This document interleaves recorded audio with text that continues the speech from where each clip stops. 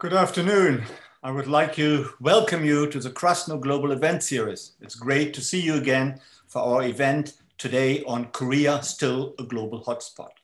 This is our last event before the presidential election next Tuesday, but we have two more events coming up after we know who is going to govern the United States for the next 4 years. We have two events on the future of America as a global power with 4 internationally renowned leading experts, and an event on the future shape of US society with Bill Kristol and John Judith. These events are on November 12th and November 18th. Please don't miss them. I'm Klaus Laurus. I'm the Richard M. Krasno Distinguished Professor of History and International Affairs here at the University of North Carolina at Chapel Hill.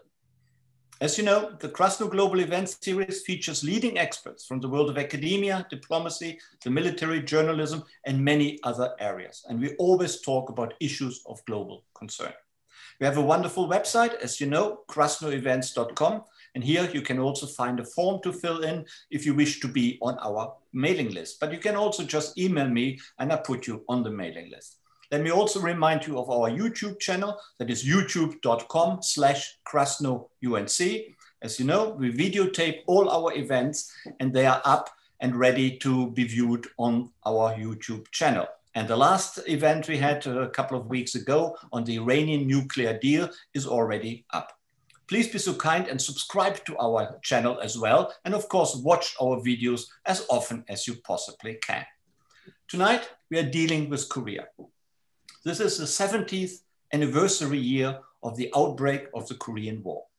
In June 1950, North Korean troops crossed the 38th parallel and invaded South Korea. The resulting terrible Korean War militarized the Cold War and had lasting repercussions, which can be still felt today. We are grappling, for instance, with North Korea's unholy relations with China and Russia, and also with the United States. And we are trying to contain North Korea's still growing arsenal of nuclear weapons. We have 3 great experts today who will discuss these issues with us, and I'm sure they will enlighten us quite a bit. With us today are Dr. Samuel Wells of the Woodrow Wilson Center in Washington, D.C. There's also Dr. Abraham Denmark, also of the Wilson Center, and there is Dr. Sue Terry of the Center for Strategic and International Studies in Washington, D.C. I would like to welcome our panelists to our event tonight. Korea, still a global hotspot, from the Korean War to the nuclear threat from North Korea. Each speaker will talk for some 15 minutes. I will then pose a few questions to each of our speakers and try to find out more about their views and insights. And then, as always, we will open it up to questions from you, the audience. As you know, please submit your questions in writing by using the Q&A function or the chat function at the bottom of your Zoom screen. Our 2 formidable Krasno assistants, Alison and Anna, will select the most interesting questions and read them out aloud. Thus, please don't be shy, please submit your questions. Can I also ask you to mention your affiliation if you have one, or city or country or anything else, and certainly your name or anything else you would like to mention. And please ask short and succinct questions. This would be great.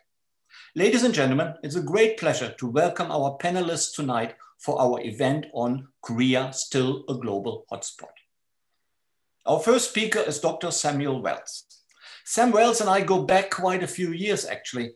In fact, I first met him when, as a nervous PhD student, some 200 years ago or so, my supervisor at the LSE in London, the formidable Donald Watt, sent me to the equally formidable Sam Wells to discuss the Cold War with him. I remember at the time, I found this quite a daunting experience. Sam Wells has just published a new history of the Korean War. This is a very insightful and well-written account, which has already received rave reviews. The book is entitled Fearing the Worst: How Korea Transformed the Cold War. And it is available from Columbia University Press and any good bookstore, and of course from Amazon.com. In his initial remarks today, Samuel Wells will focus on how the Korean War transformed the Cold War. Over to you, Sam.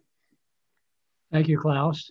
And let me say it's a pleasure to have a chance to address an audience originating from Chapel Hill, where I spent 17 years as a student and later as a professor. and have many friends and former colleagues there. Last week, I saw something in the news reports that struck a very interesting chord with me. It was a report on a week-long set of celebrations held by the People's Republic of China to celebrate their intervention in this Korean War.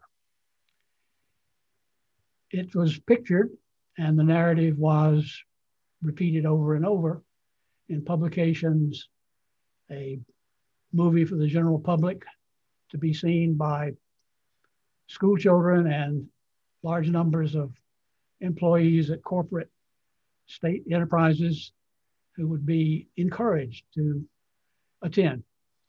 It's expected that this movie will be the largest grossing film in cinema history for the year, for the world. The theme is Korea as an occasion for the newly founded People's Republic to resist American aggression and assist Korea.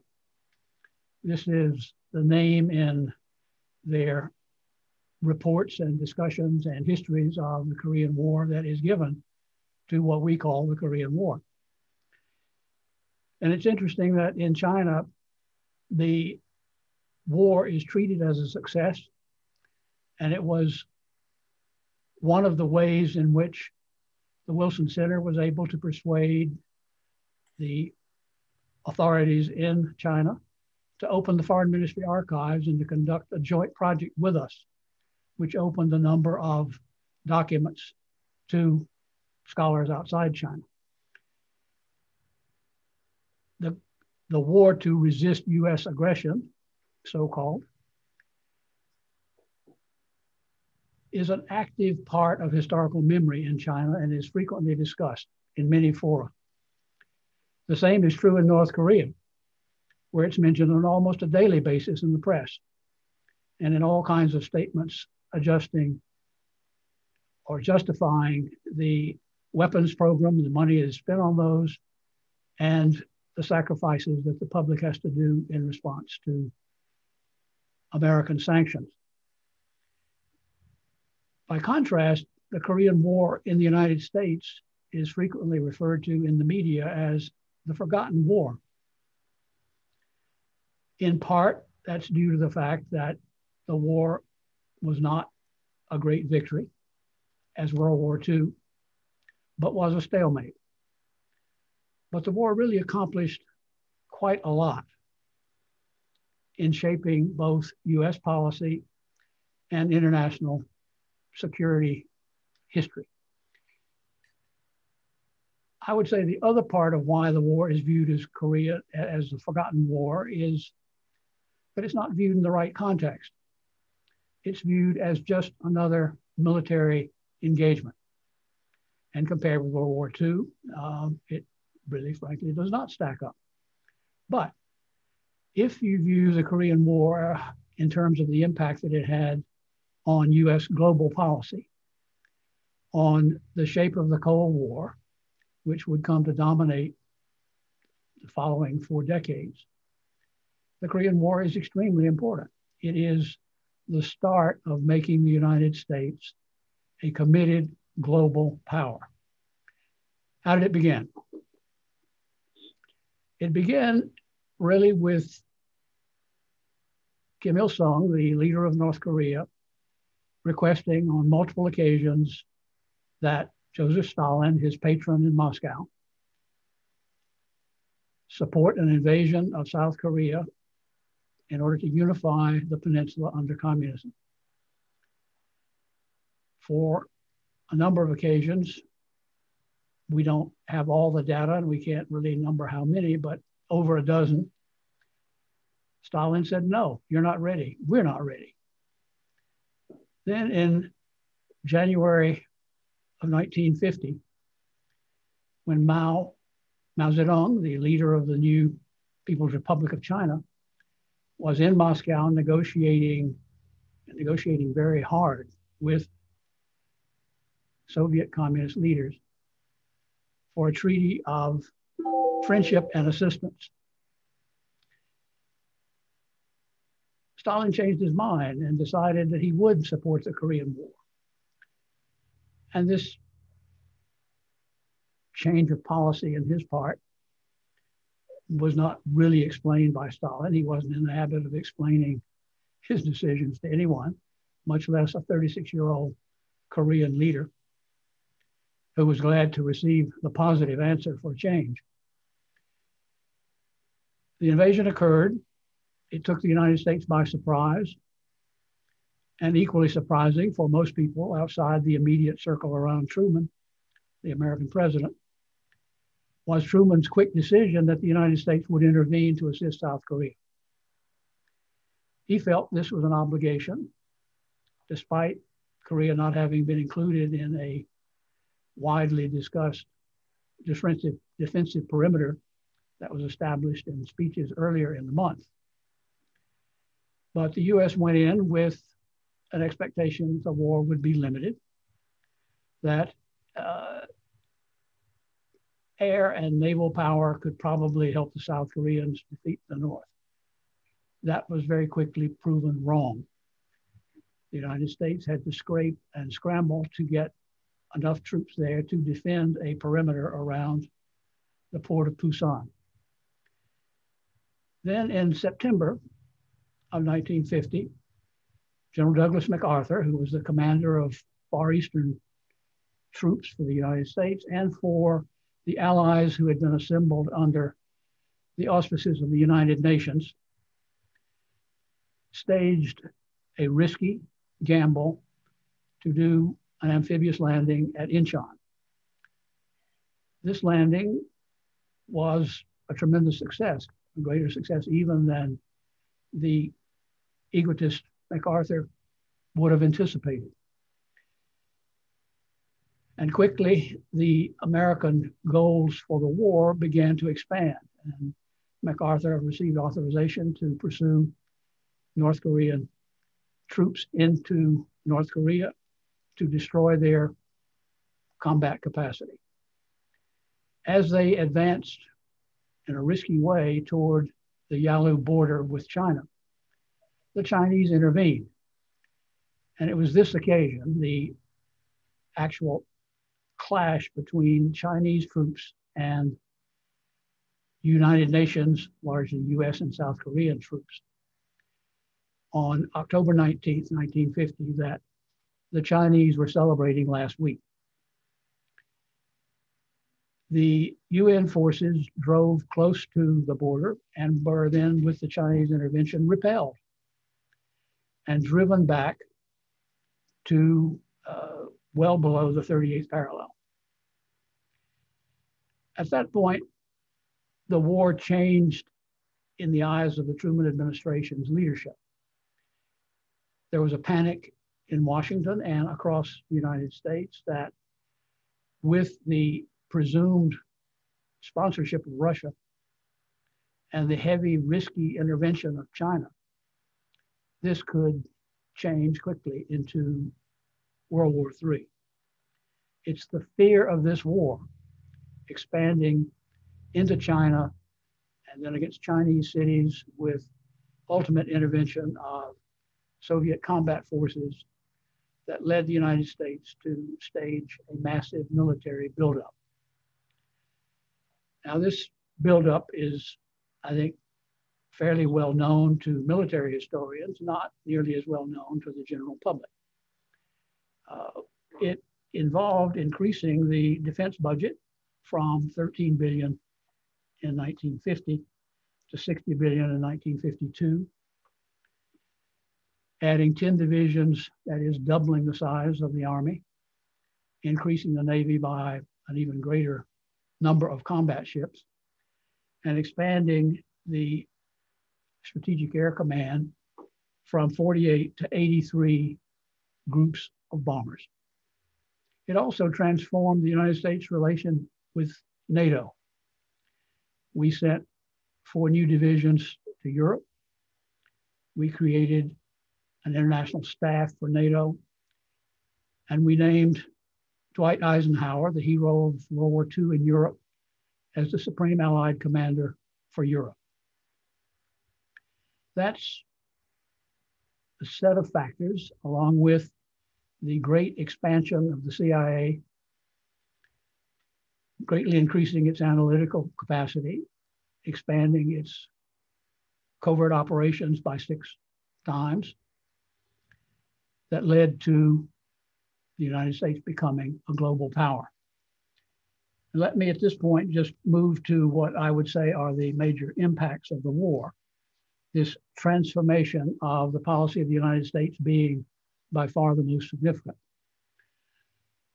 Other significant results for East Asia are new security commitments. There is an alliance with Japan, an alliance with South Korea, which involved the stationing of the US combat troops in Korea, which continues to this day. And there was a new partnership with the nationalist government of the former Chinese government on Taiwan, or Formosa as it was then called. Other results of the war were the creation of the seeds of a Sino-Soviet split, which would occur in the late 50s, early 60s. But it was the result of slights and broken promises that Stalin had made to Mao about the provision of air cover for the invasion, the amount of supplies and weapons that would be sent to the Chinese forces to allow them to maintain their offensives. Mao remembered these things, continued to refer to them throughout his life, and from then on, never trusted the pledges that he got from Moscow.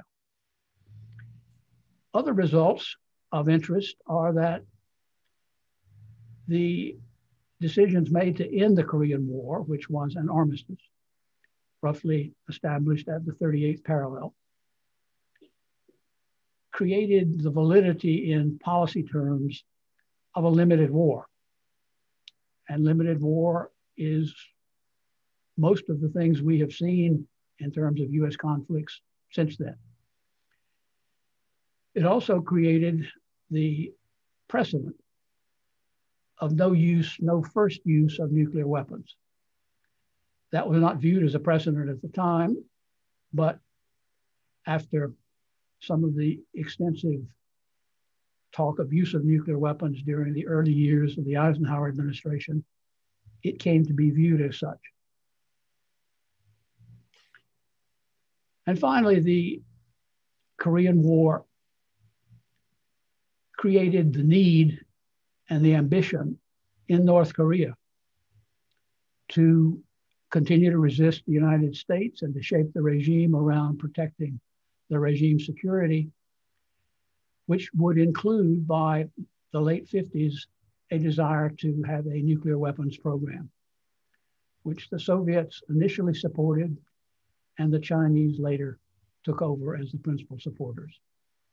And it's that nuclear weapons program that has become one of the principal 3 threats to US security that we deal with today, and regardless of who sits in the White House, starting in January of 2021, they'll have North Korea very high on their list of priorities, and will have, in my opinion, a more difficult hand to play than they would have had we not engaged in some of the adventures of the current administration.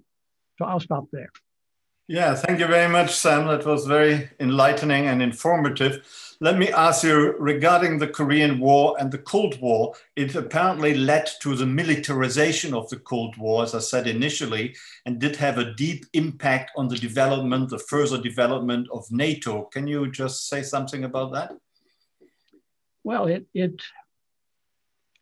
the alliance and American foreign policy had been characterized by political and economic assistance with a minor component of covert assistance in contested elections, as was done in the case of the Italian election in 1948. But the American military had been disbanded. There was an almost total demobilization. Even more significantly, and it is something that General Marshall, who was brought in by Truman as his Secretary of Defense in September of 1950, knew well as a problem from World War II. It takes much longer to create the industrial base for a military expansion than it does to train and raise the troops. So the fact of committing to an extensive policy of the defense of Europe meant that we had to revitalize the defense industries. And this was accompanied by a significant program of military assistance, some of which went to Korea and Japan, and most of which went to Western Europe. So the whole relationship with Western Europe changed.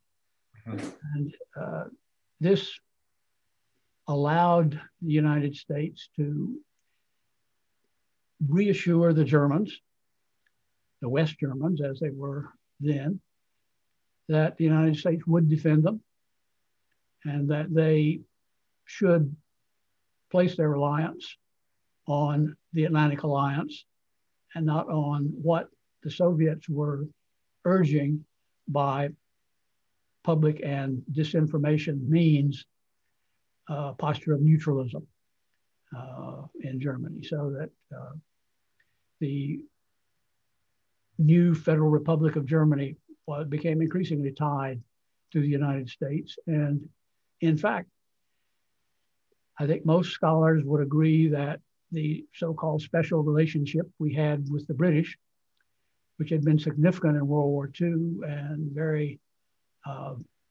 important in Korea, was soon replaced by a special relationship with Germany. Yeah. We continued to have a special intelligence relationship with the United Kingdom. We collaborated on some things, but the ally that got the most attention financially, politically, and militarily was the Federal Republic of Germany. Yeah, thanks very much. Yeah, and as far as I know, the Korean invasion led to a war scare in West Germany because people feared, well, if the communists can go into South Korea, why can they not go from East Germany into West Germany? And that was a real possibility people believed at the time. Well, thank you very much indeed. More on that probably later. We come to our next speaker, that is Dr. Abraham Denmark. And Dr. Denmark has also just published a new book. It is a great read and has also been very well reviewed. It is entitled US Strategy in the Asian Century, Empowering Allies and Partners. You can get it from Columbia University Press or any good bookstore, and indeed again from Amazon.com. Dr. Denmark is a director of the Asia program at the Woodrow Wilson Center in Washington, D.C., and he's also an adjunct professor at Georgetown University in Washington. Previously, in his former life, he was Deputy Assistant Secretary of Defense for East Asia and Senior Vice President at the National Bureau of Asian Research. It is wonderful to have Abe Denmark's expertise here with us today. And Dr. Denmark's initial remarks are entitled Eternal Victory, China and North Korea from the Korean War to the Present. Over to you, Abe. Great. Thank you so much, Klaus. And thank you to UNC-Chapel Hill for inviting me to speak with you. It's very intimidating to be put in between Sam Wells and Sue Terry, but I'll do my best to equip myself. I also need to keep reminding myself, this is the third UNC that has come into my life. My first was at my undergraduate at the University of Northern Colorado, which prompted me to refer to your school as the other UNC ever since.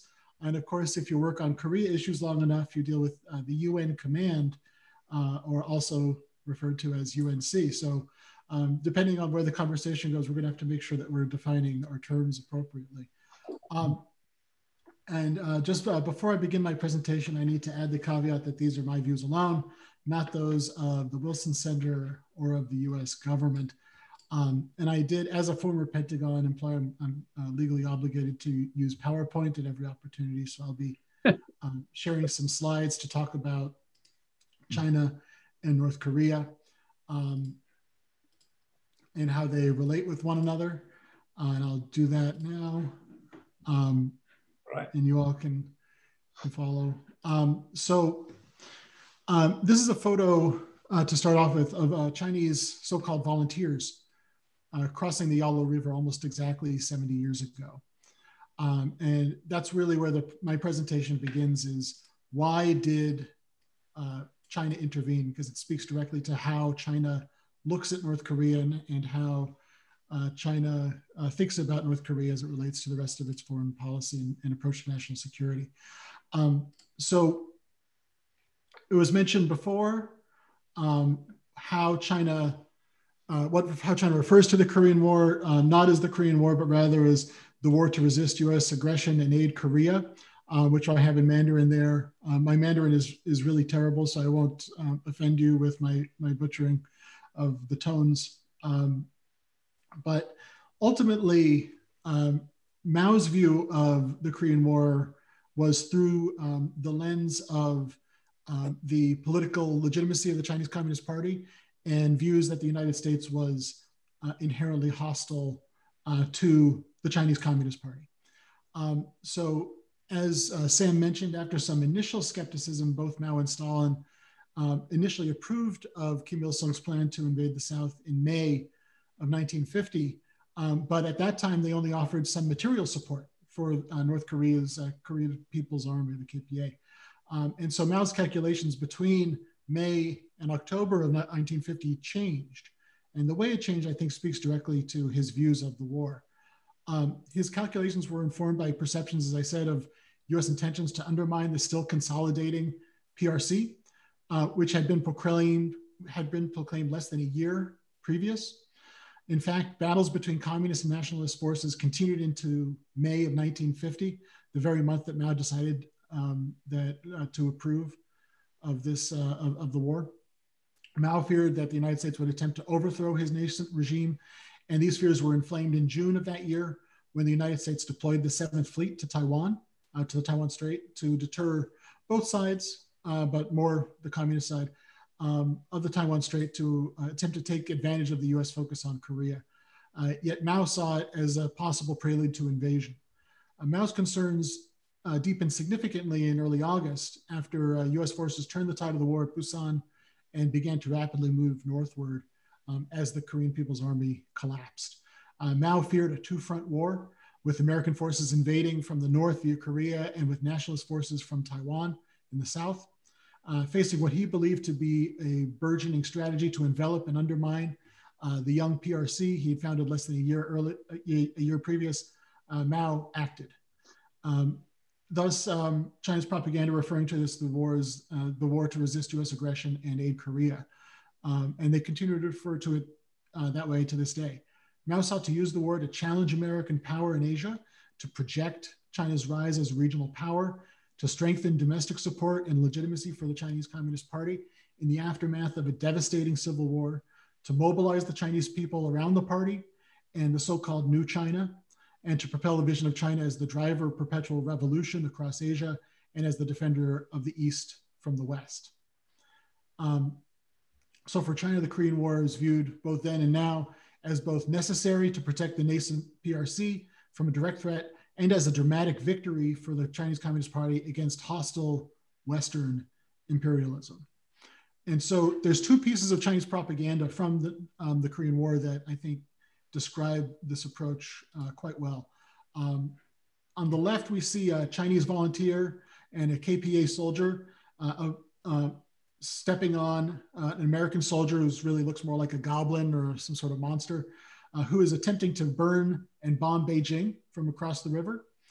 But I wanted to draw your attention to the map that the American soldier is kneeling on. It depicts an invasion of China from Japan via Taiwan and the Korean Peninsula. And there's actually several examples of this propaganda that they used. This shows that the frame through which China saw the conflict and portrayed it to its people, a war of self-defense against what they believed to be an enemy determined to invade their country from Japan and to undermine the CCP regime. On the right, and apologies for the disturbing imagery, is a 1950 Chinese propaganda poster showing a caricature of Douglas MacArthur committing wartime atrocities as the US plane bombs a Chinese factory in the background. But there's actually more to this image than meets the eye. Obviously, I'll get to that momentarily. So as was mentioned, China is commemorating the 70th anniversary of its intervention in Korea. The war remains very relevant to China today and helps explain how China views foreign policy, US-China competition, and the Korean War itself. 5 days ago, just 5 days ago, Xi Jinping presided over a major meeting commemorating the 70th anniversary of the Korean War. The meeting was live streamed online and promoted heavily in advance, and was attended by all 7 members of the party's Politburo Standing Committee, as well as Vice President Wang Qishan. Xi framed the war and US intervention as an existential threat to China and to the party. He blamed the cause of the war on the US, which he said interfered in the resolution of the Korean Civil War, or in other words, North Korea invaded the South and the United States intervened. He proclaimed that in joining the war, the Chinese military defeated a nefarious plot to strangle New China in the cradle, thus the imagery from the 1950s that I showed in the previous slide. Xi also declared that China's so-called victory was a triumph for peace and justice and a blow to imperialism. He claimed that the war greatly encouraged the trend toward Asian countries' independence and liberation from colonial forces. He then, in this meeting just 5 days ago, tied the Korean War to today's geopolitics, saying the war should serve as a rallying cry for the Chinese people to quote, continue to march forward courageously toward the new journey of comprehensively building socialist modernized country and toward the realization of the China dream of the great rejuvenation of the Chinese nation, end quote. He further warned, quote, that it is necessary to speak to invaders in the language they know, that is use of war to prevent war and use of military victory to win peace and respect, end quote. So the analyst, the terrific analyst, Shannon Tazy, described Xi's framing of the Korean War as essentially this. The United States thought it could stomp out China with ease, but the Chinese people fought their way to a courageous victory despite US military superiority. And only after this victory did China earn the respect of the imperialists. So this leads to looking at the Korean War, one of the other parallels in terms of China's, in addition to China's China's motivations, was also some dangerous misperceptions on both sides of what the United States and China were intending to accomplish in Korea. I already talked about how how Mao viewed American intentions related to Korea, but I wanted to also briefly describe how the US saw this in 1950 and how that continues to this day. And this is a picture of 2 UN soldiers gazing across the Yalu River toward the mountains of China. On November 21st, 1950, in just a few days, 200,000 Chinese troops would cross the river. This was in large part a surprise for the United States. Just 2 months before the outbreak of the war in Korea, Truman received the famous NSC 68, which called for the use of military force to contain communist expansion anywhere, but Washington believed that Mao was focused on consolidating the CCP's control over China, and that Stalin would not risk a possible nuclear war with the United States, and therefore Kim would not invade in these circumstances.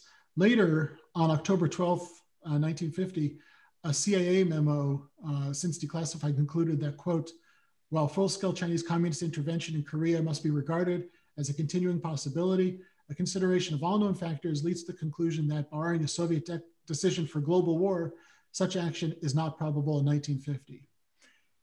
Yet, unquote. Yet, contrary to the CIA's assured predictions, the CC Politburo decided to intervene in Korea the following day. These misunderstandings continue to this day. And they're actually reinforcing negative perceptions between China and the United States. And I'd like to describe those briefly. When we hear from Americans talking about the North Korean nuclear issue today, the main concerns we often hear about is that nuclear weapons and ballistic missiles are a major problem, and therefore we need to pursue denuclearization through some mix of negotiation and coercion. North Korea is concerning because of the danger of uncontrolled escalation and devastating war. Therefore, we need to bolster military deterrence via US forces in Korea and US military power more broadly. And third, there's concerns about the very nature of the DPRK regime makes them unpredictable, untrustworthy, and an inherent threat to the stability of the region. Therefore, in our negotiations, we need to distrust and verify, be very careful about what we give them, and potentially some argue that we need to threaten the regime itself if we want to get past the North Korean nuclear issue. And if you look at that, if you compare top US concerns to where the Chinese concerns are, they see these things very differently.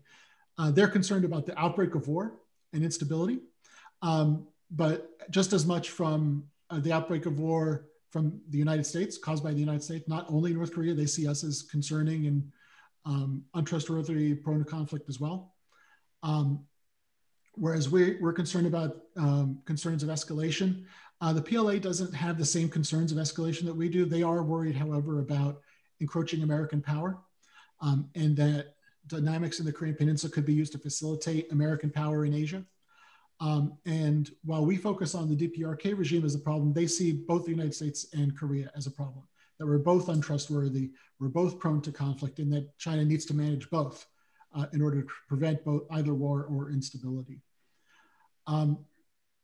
But what's interesting and what I'd like to emphasize with you all is if you compare how the US is reacting to this, it's driving Chinese concerns about the United States, just as it did in the 1950s.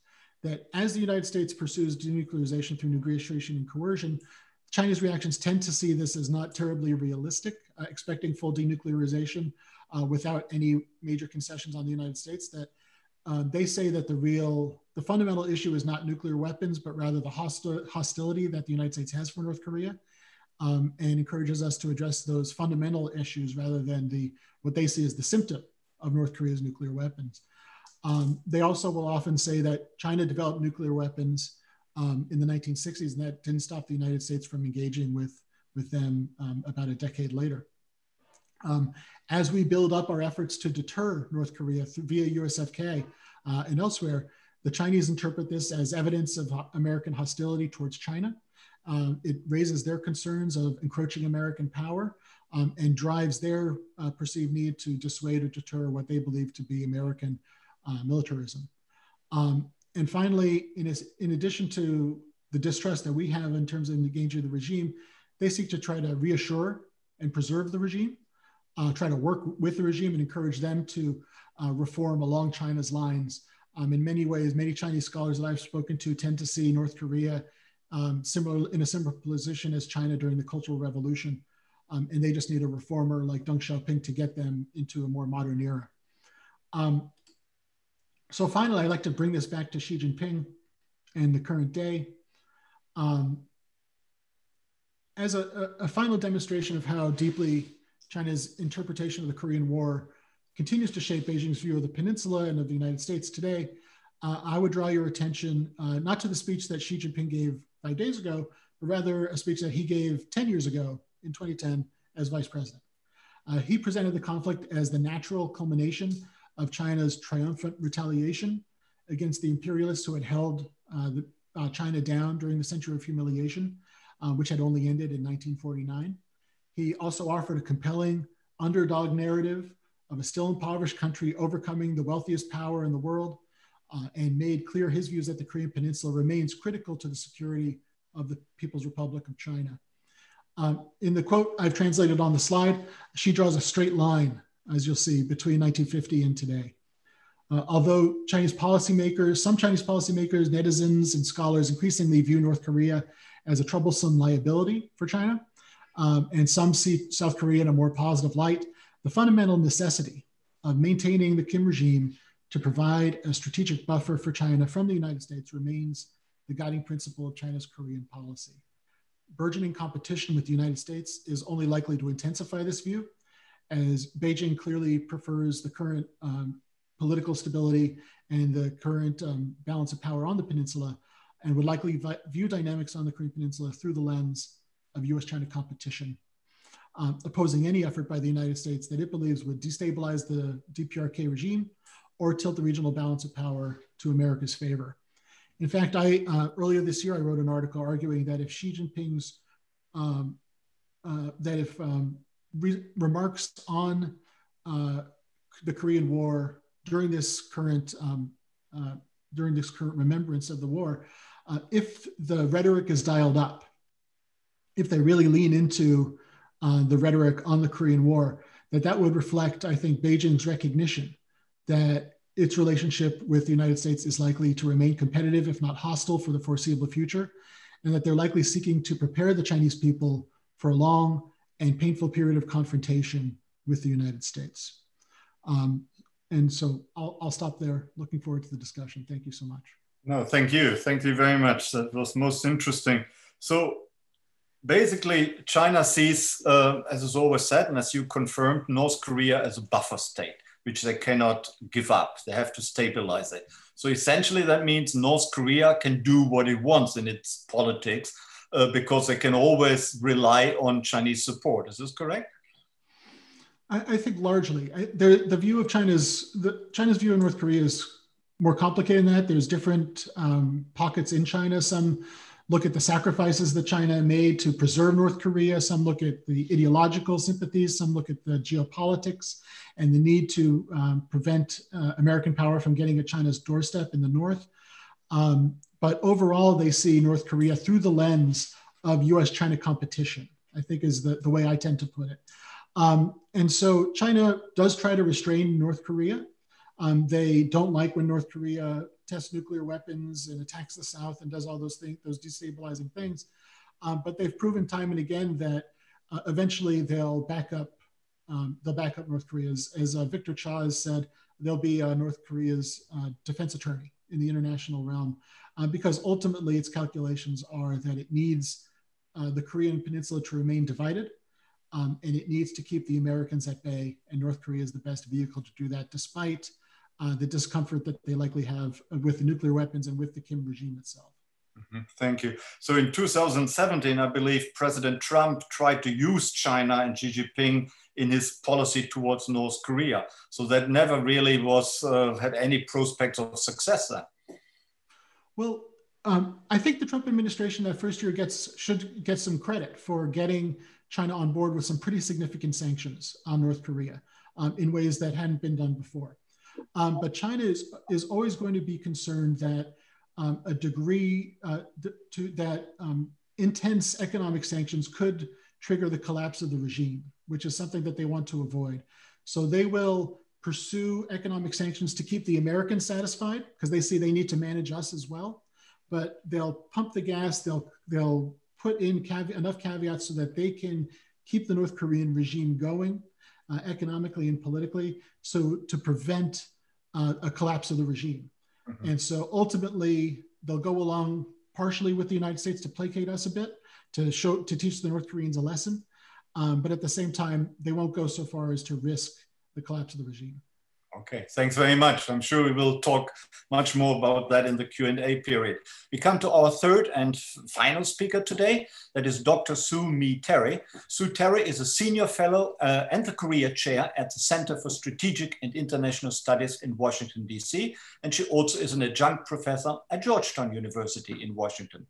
Previously, in her former life, she was a senior Korea analyst at the CIA, and Sue was director for Korea, Japan, and Oceanic Affairs on the National Security Council under both Presidents Bush and Obama. And she also is a former deputy officer on the National Intelligence Council. I'm very pleased indeed that Dr. Terry could make it today.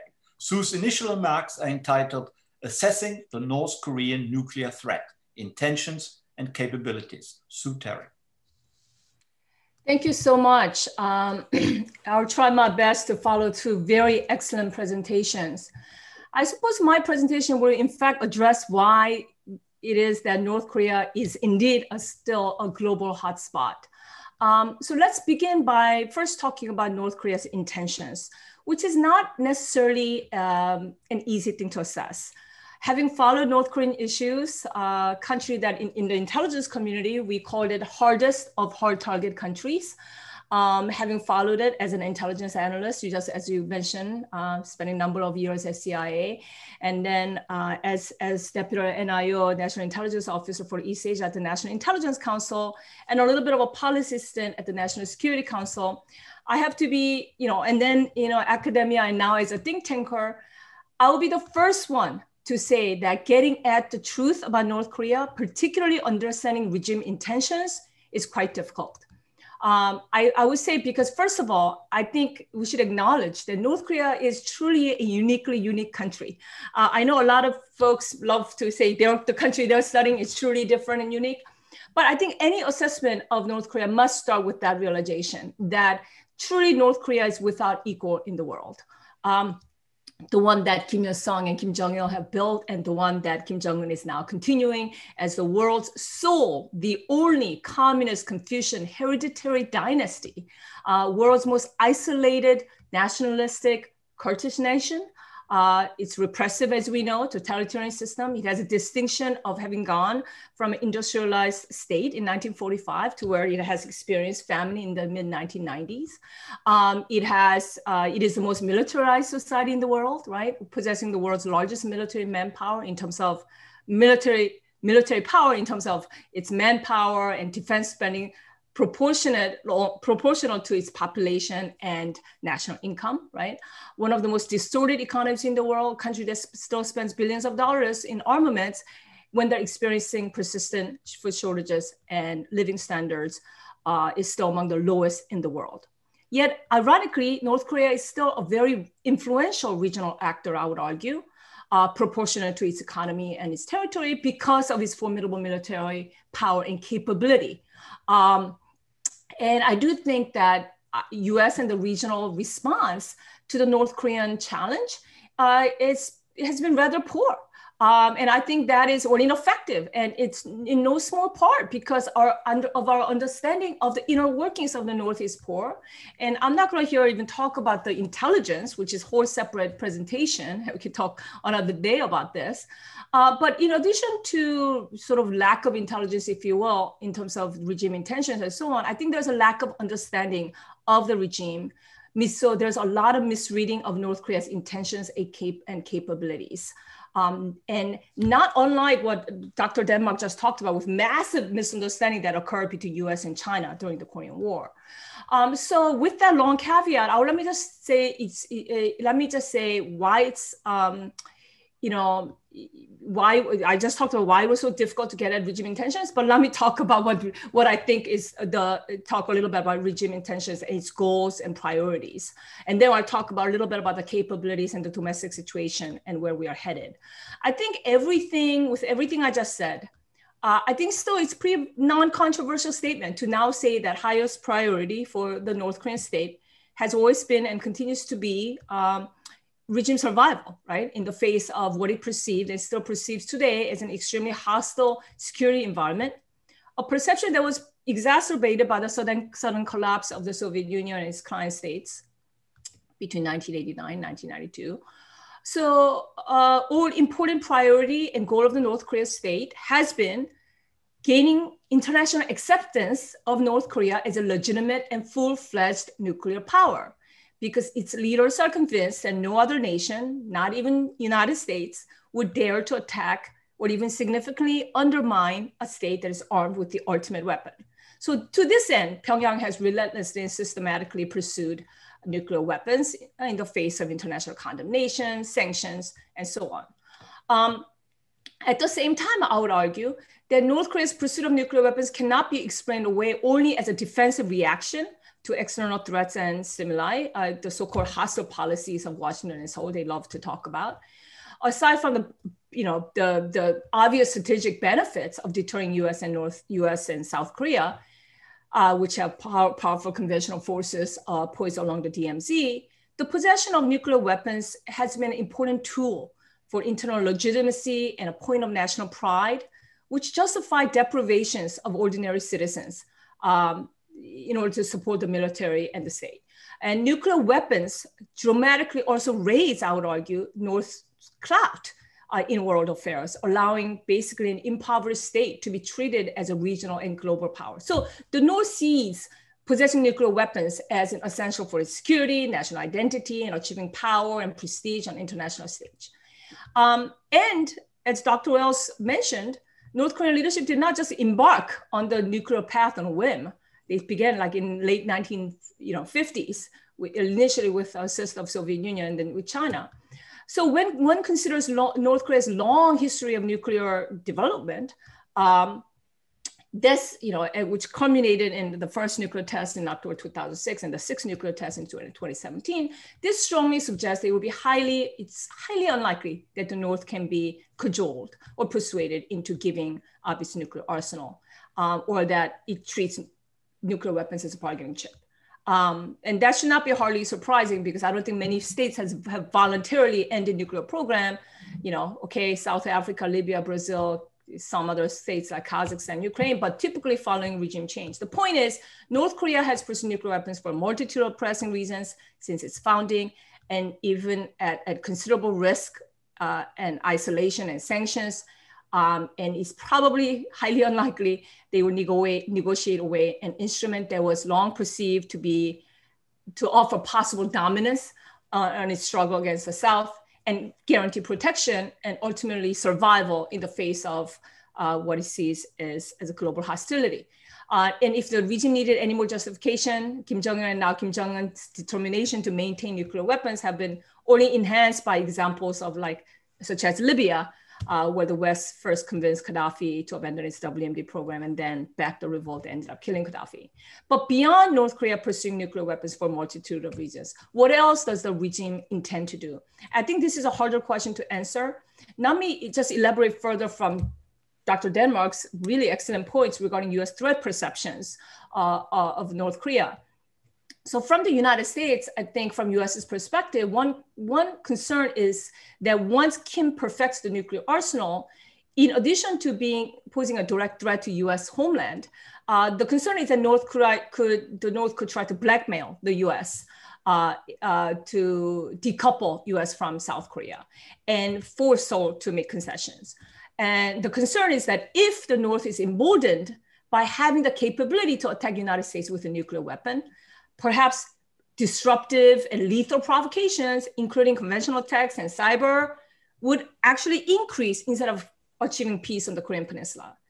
And from Washington's perspective, there is also concern that what message does it send to rogue countries seeking nuclear weapons if North Korea gets to complete nuclear weapons without really paying a substantial price, and in a way gets away with it, that it could inspire rogue countries to pursue nuclear capabilities too. And then, of course, there's a regional proliferation concern too. If North Korea strengthens the nuclear arsenal, South Korea is not always going to be under a progressive government, could one day lose confidence in US nuclear umbrella, feel compelled to field their own nuclear weapons one day in the future. And then what about Japan? And so on. So in short, from Washington's perspective, nuclear North Korea poses a multidimensional threat. But still, the question is, given that the North is unlikely to give up nuclear weapons, and given that it is in a way de facto nuclear weapons power, what policy options do we really have in terms of pursuing denuclearization? And why can we deter and contain North Korea like we deter nuclear China, nuclear Pakistan? And why can't we just live with nuclear North Korea? And here I would say just one of the also important concern is, people also talk about nuclear proliferation, right? North Korea is already a proven serial proliferator that has stored almost everything it has for hard currency. North's available stockpiles of weapons, materials, and equipment are increasing. I'll get to that in a minute. At a time when the North is increasingly desperate as sanctions and isolation and now COVID preventive measures are hurting its economy, which I'll also address in a bit. So the concern is that once Kim Jong-un believes that its nuclear and missile program provides protection for its proliferation behavior from the most serious consequences that there is also a risk that North could possibly sell nuclear weapons to state and non-state actors. So proliferation is definitely a concern, the nuclear proliferation, also because of the North Korea's past proliferation behavior, right? So while we have no evidence that the North sold nuclear weapons or nuclear fissile material to Iran or Syria, we know there has been already extensive relationship there, clandestine ballistic missile cooperation between North Korea, Syria, and Iran. You may remember that North Korea is the one that actually helped or assisted in constructing the covert nuclear reactor in Syria that Israeli forces bombed in 2007. So let me just talk a little bit about the capability part. The North recently had a big parade on October 10th, just recently, which celebrated the 75th anniversary of the Workers' Party of Korea. And this was really unprecedented on many levels.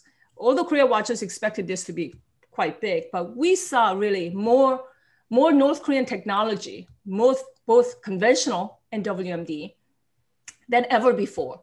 We saw everything. I mean, like name what did we not see, right? We saw everything from new air defense radar system to anti-tank guided missiles to new SLBM to scores of short-range missiles, the medium-range ballistic missiles. And then, as Kim Jong-un promised that he would unveil a new strategic weapon, he said this end of last year, he did. There was a new strategic weapon. And this was indeed a monster size, very large ICBM. Now experts dub it as Hwasang-16. Apparently, this is the largest liquid propellant road mobile ICBM anywhere in the world, with a capacity to hold as much as triple the payload. So the capabilities of just this missile, Hwasang-16, are such that it has range that's capable of hitting the entire US mainland.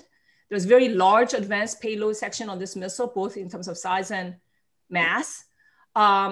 It has also multiple reentry vehicles. Obviously, it's a logical place for North Korea to invest in for similar reasons that Soviet Union did. It's cheaper for a country like this to add warheads, right, to existing missiles. And of course, the significance of showcasing this missile and everything they showcased in this parade was pretty evident. They wanted to send Washington a clear message, right? They wanted to show strength and defiance. They wanted to send a message that we, the United States, will not be able to stop their nuclear and missile program.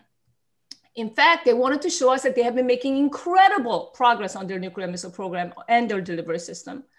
And that this impressive breakthrough occurred despite sanctions on the regime, despite the extremely difficult domestic situation, the triple whammy, sanctions, COVID measures, typhoons, and so on. And the time is on their side and not on our side. In fact, Kim Jong-un said this himself in a very emotional speech when he talked about obstacles and personal sacrifices. He said, time is by our side. So before we just talk a little bit about where we're headed, let me just briefly address North Korea's domestic situation. North Korea is currently facing one of the worst economic downturns since the regime went through the famine years in the mid-1990s, right? And big part of the reason why it is because of these drastic measures that the regime undertook to prevent COVID-19, ironically. If Kim Jong-un says it's hard to believe that North Korea, which shares 870 mile, almost 900 mile border with China, that it doesn't really have COVID, right? Which is very hard to believe. But and I'm sure it's an exaggeration. But the issue is, while there might not be a massive outbreak, because they took really stringent measures, not like the one we are seeing in US and Brazil and India and so on. And they, I'm sure, had no choice but to enforce strict measures. They don't have any kind of medical capacity. There are power outages. There's no running water. There's in the hospitals, there's little medical equipment that exists. I mean, if there's any, that's in Pyongyang. I just recently read Johns Hopkins University 2019 Global Health Security Index. It ranked North Korea 193rd out of 195 countries in terms of health security index, right? Only 2 countries fared worse, Somalia and Equatorial Guinea. Okay, when it comes to category of rapid response and mitigation of spread of an epidemic, it came dead last after Somalia and Eritrea. Okay, so this is particularly noteworthy when you compare it to South Korea and how successfully it handled COVID. So North Korea had to pay very heavy price to keep the pandemic at bay. Actions the regime took to cordon off the country in late January have exacerbated their very already reeling economy. It cut foreign currency inflows, reduced trade, both legal and illegal, with China, which obviously account more than 90% of its trade. And it was already going through the weight of UN sanctions. Very prominent economist from SNU, Seoul National University, Professor Kim Young said last December, before pandemic, that Kim Jong-un was expected to lose about a minimum of $1 billion per year in foreign service. And then we have I can go on now. So you get the idea. It's going through a very difficult situation. And this grim situation is unlikely to improve anytime soon, because they already announced that they're not going to open border with China until vaccine is developed, which means this near complete economic embargo will continue until next year. So given this very difficult situation and intentions and capabilities that I just talked to you about, just my summarizing point is, where are we headed? Historically, there should have been already a provocation, because there's always a provocation around the US election. CSIS did a huge study. There was like 32 election cycles. There's always what you call a provocation window. This election year obviously was a very different year, because Kim Jong-un was a special relationship with President Trump. But I'm concerned that while Kim still prefers to deal with President Trump, and he didn't want to, he wants to see President Trump reelected, so he didn't conduct an ICBM or a nuclear test as a provocation. I'm concerned that if Vice President Biden is elected, North Korea will revert back to sort of a provocation phase, and not unlike what we've seen when President Obama came into office. I remember the first 4 months when President Obama came to the office. I am concerned about that. I still do think, and this is my closing statement, that Kim Jong-un still wants to do some kind of agreement with the United States. I'm not talking about denuclearization agreement. Remember my talk about North Korea. The goal is to seek an international acceptance of North Korea as a legitimate nuclear weapons power. But I do think it wants to have a deal with the United States that tacitly accepts North Korea as a de facto nuclear weapon state in exchange for some kind of arms control treaty. Why don't I stop there? Thank you. Okay, thank you very much indeed. Most illuminating indeed. Then I just have to ask you immediately, so if that is their goal, and if that would pacify and contain them, so why don't we just accept North Korea as a nuclear weapon state? We accepted India and Pakistan as a nuclear weapon state after a lot of opposition initially. And there are some other nations we kind of, provisionally accept, though they're not official states. So what is so different with North Korea if that actually would contain them and would make them a more stable country? So this is why this is actually the issue that's being most heatedly debated right now. And I'll tell you, many Korea watchers and many arms control experts exactly argue that. I mean, I just heard Andrei Lenkov, Ankit Panda, arms control expert, making this argument that priority should be verifiably capping their fissile material and freezing, because denuclearization is never going to happen. Let's be realistic. That the only way we'll denuclearize North Korea is a regime collapse. So that's never going to happen. So let's go for a freeze deal. I suppose the elements of such a deal would include North Korea ceasing further production of fissile material, again, putting limits on existing stockpile and closing down Yongbyon and so on. It might be a useful goal, but the critical question here is whether to grant partial or complete sanctions relief in return for such pledges, right? That's why it fell apart in Hanoi, for example, just even over Yongbyon. I don't necessarily disagree with this, but my own view is that it's a worthwhile objective to consider, but if and only if North Korea would provide, they're serious, right? Even for freeze. So do we not still need North Korea to provide an inventory of their program and at least agree to an international verification for freeze? Otherwise, my concern is that we would be trading sanctions, the only leverage we got in return for a pledge, right? So absent a declaration of the North Korean nuclear program and entry of international inspectors, there will be no way to know if North Korea were covertly continuing to develop nuclear weapons or not. Did we get these promises from India and Pakistan? No, and we probably have to, we might have no choice to live with it. And this is exactly why North Korea, they said, Kim Jong-un said, time is on his side. Time is on his side. All they have to do is sit by. And already look at us, we're having this very discussion, and many North Korea watchers are already convinced. So all North Korea has to just sit there and we'll get there. This is what I mean. They're achieving their goal. And if the US's goal is still denuclearization, I'm afraid we're not going to be achieving our goal. Right. Thank you. Let me also ask you, because you have worked in the intelligence communities, what is the general conclusion, what Kim is actually like as a person, as a character, and what is the importance or non-importance of his sister? Is it as important as we always read, or do we get a totally wrong perception from reading the media? Well, as I just told you, it's so hard to get at leadership dynamics and leadership intentions. Media is often so wrong. I mean, we're all wrong. I mean, this is just, remember, we need the right answer from you. Even us. I mean, how do we know? Let's just be honest here. When Kim Jong-un disappeared several times this year, how many times did we kill him and resurrect him? We don't know these things, right? In terms of leadership dynamics. So you're asking about media. How would they necessarily know? I mean, they've proven over and over that they don't have all the answers. Kim Jong-un is definitely a very different kind of leader. I'm just surprised by him, actually, having followed Kim Jong-il, his father. I think there was one recorded incident where we even heard Kim Jong-un's voice in all his time in power. Kim Jong-un obviously is a very, not necessarily sure, I don't want to be so cynical, look how he even almost teared up when he was giving this speech, showing some empathy with his people. So whether call it shrewd or whether he cared, I mean, he's also out and about more. He actually shake hands, holds people, hugs people, maybe not in the COVID era, but he did hold the babies, kiss the babies, very different, right? More social. Look at all the diplomacy and symmetry. So very different kind of leader. But does it mean that his constraints are any different? Do I really think he can truly open up the economy?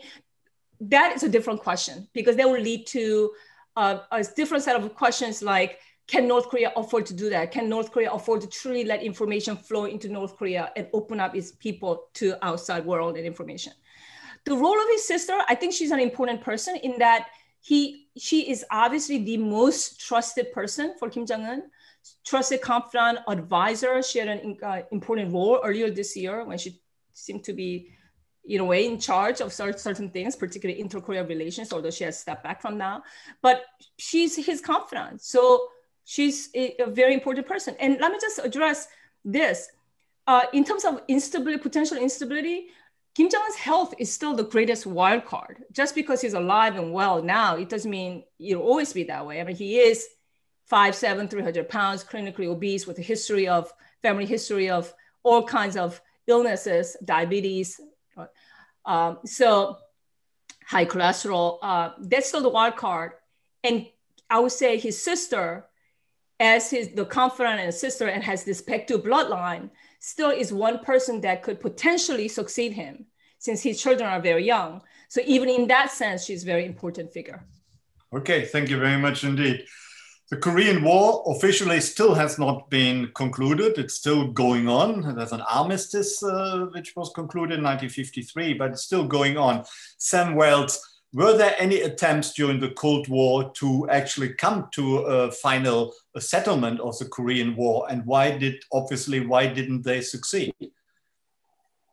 Well, there was a general discussion of this at the Geneva Summit in 1954, but they agreed that the armistice would continue, and the Koreans, Kim Il-sung's representatives, who were primarily the Chinese, conveyed that he was not prepared to settle a peace settlement. So that there have been various negotiations when hostages were taken, or various acts occurred of sabotage that we had to negotiate, the capturing of a US ship, so forth.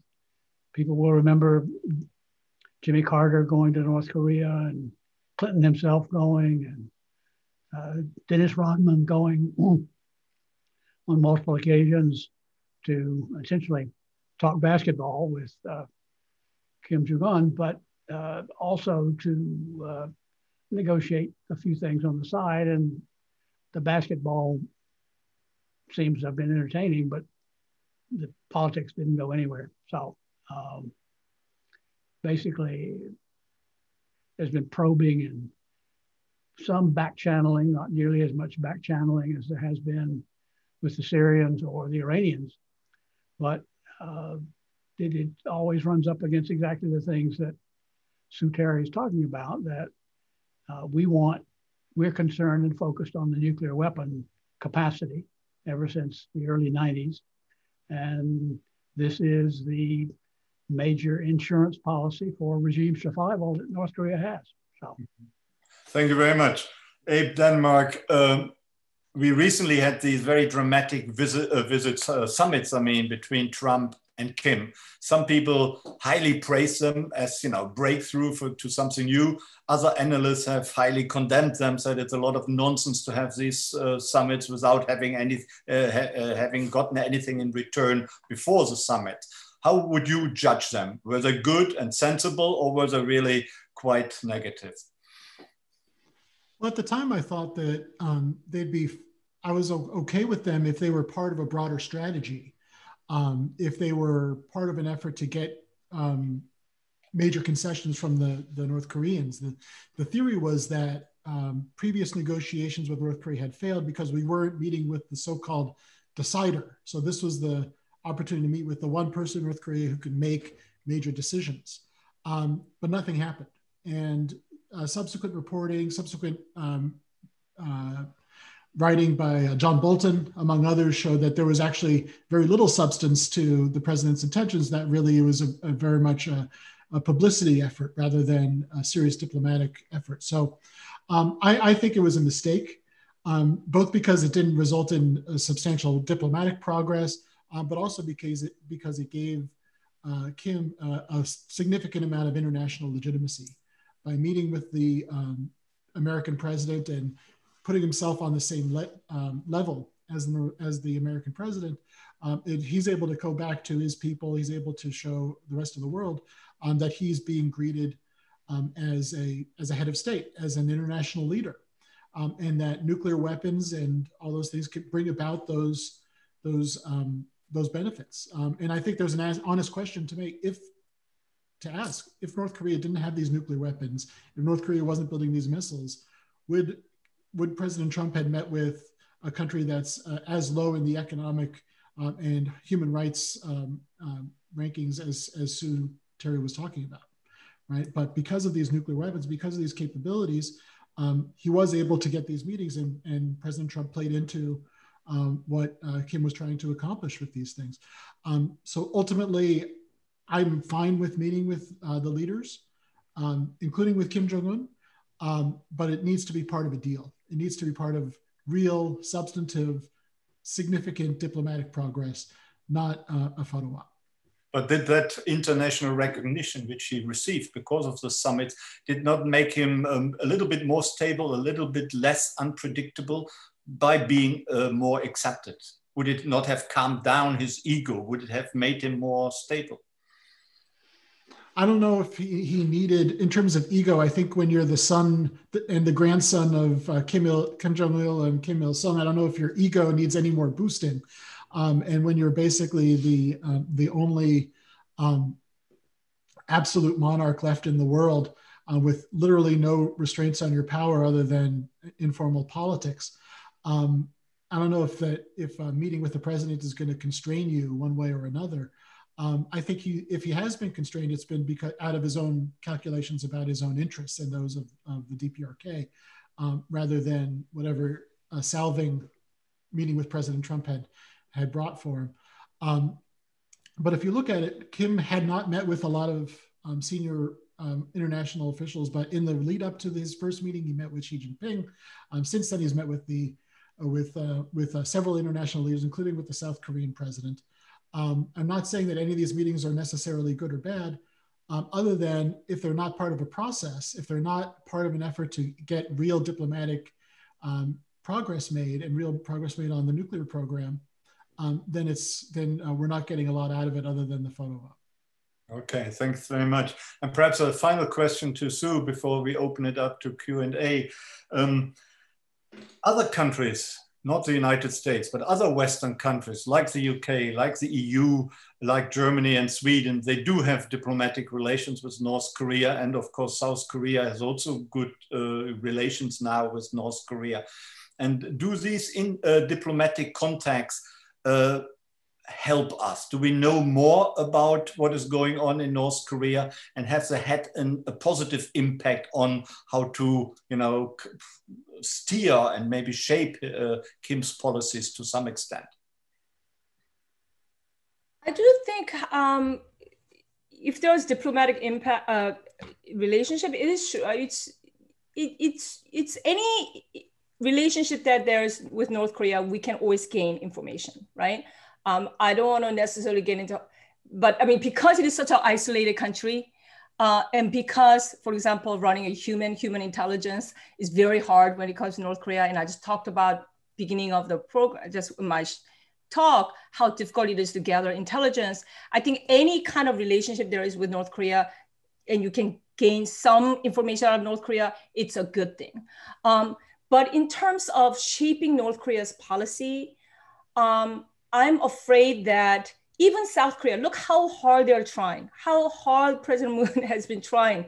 I feel sympathy with the Moon administration and their efforts to make breakthrough on inter-Korea front. I don't necessarily think, they have a great relationship. You mentioned they have an okay relationship, but you still can make progress with North Korea because the breakthrough has to occur with the United States. Mm-hmm. So to answer your question, I think in general, it's a good thing if there's some relationship and we do gain information and intelligence out of it. But really, it's a breakthrough has to occur with the United States, and it's not even in South Korea. And South Korea is seeing that right now. They're constrained. So it's really U.S.-North Korea relationship that something has to take place there. Thank you. Maybe briefly tell us about the situation in South Korea and whether the North Korea problem really plays a role in the domestic life of most South Koreans. Are they bothered by the threat from North Korea, or is it after a while that you kind of ignore it and are not even aware of it regarding your daily life? No, I don't think it's that they're not aware of it. You can't avoid it. And so much of South Korea foreign policy is still North Korea. Of course, it's US and China, and they're doing Southern policy as well in Japan, but it's really North Korea. So I don't think they're ignoring, but you're right. You have a point in that they have lived under North Korean threat. So there's no hyperventilation that goes on with South Korea. Every time there was a missile missile test, CNN and everybody used to before COVID, remember 2017, there was a lot of drama and, what does all this mean? But I think South Koreans, there is more of a acceptance and living with it to a degree. But I don't think, it's something that they don't think about. It's always constant and present. And just to give you a little context of the South Korean domestic politics, when we call them progressive, this is not about social issues, right? It's about South Korean view towards North Korea. If they are for engagement, we call them progressives, or conservatives are not because of conservatives necessarily on social issues, but because they're more hardline on North Korea. And there's that tension. Right now, the progressives are in power. But before the Moon administration, it was 10 years of conservative power. So that's also constantly changing, right? It goes by decade. We had Kim Dae-jung and Roh Moo-hyun, a decade of sunshine policy, and then Lee Myung-bak and Park Geun-hye, a decade of stepping away from that, and now the Moon administration making another effort, trying to make a breakthrough with North Korea. Mm-hmm. And North Korea seems to remain always more or less the same. Thank you. Let's open it up to questions from the audience. Anna, would you like to ask the first question? Did you receive a few interesting questions? Or I can see we received quite a few. Yeah. Yes, we did. Our first question is from David Litt, who is now with the Institute for Defense and Business in Chapel Hill. And he's also a former student of Professor Wells. And he asks, both the Vietnam and Iraq wars had a significant impact on the United States domestic policies. What was the impact of the Korean War on domestic policies? Or was there one? Well, it's good to hear from David, and appreciate the question. It was much less than Vietnam. I mean, there were the comparison between World War II, Korea, and Vietnam, and the way the war was viewed immediately after, the way the returning veterans were treated was quite different. They were heroes coming back from World War II. Coming back from Korea, they were sometimes attacked for not succeeding, but more frequently just ignored. It took decades to get a memorial created on the Mall in Washington for the Korean War. The Vietnam Memorial was first. I mean, after and then the World War II Memorial came. So, I mean, the Vietnam War went on for so long, and there are so many veterans who I think by almost any estimation were badly advised and badly treated when they returned, that they became a political force in politics of the country. And so Korea, in that sense, the veterans and those of us who study the Korean War suffer from the fact that it is largely forgotten in the public mind. And we hope that may change as things progress, but it will continue to be a problem. And I hope people like David Litt and other students of international relations will give it its proper place in their analyses and public statements. Thank you very much. And I like to say that David Litt is one of our panelists on the event on November 12th about the future of America's global power. He's a former Foreign Service officer and ambassador to the United Arab Emirates. So we look forward to his global insights. But now, Alison, can you please ask the next question?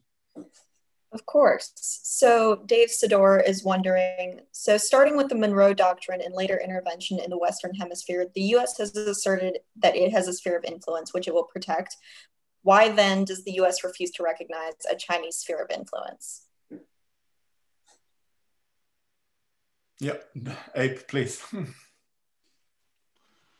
And I expect others. Thanks, Alison, for that. And thank you, Dave. I guess my immediate answers, my immediate reactions, one, it's not the 19th century anymore. But more to the point, we're not a distant power. We're a part of the Indo-Pacific's, we have Guam. We have other countries that are aligned with us. We have allies like Japan and Korea that want us there.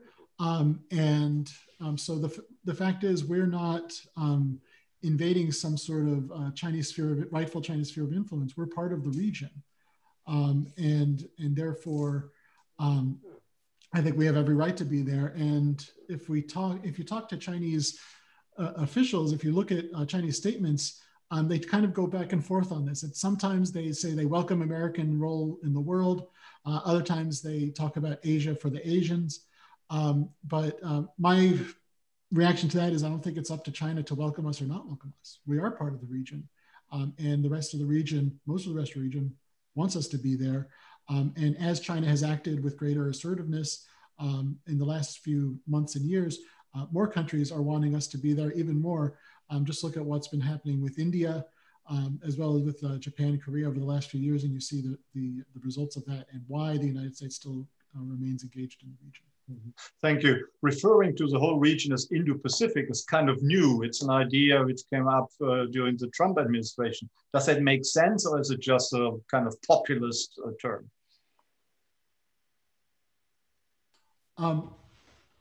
It was being discussed in Japan for a while before the Trump administration grabbed it.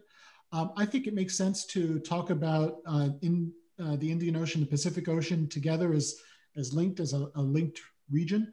I do think we need to describe it better.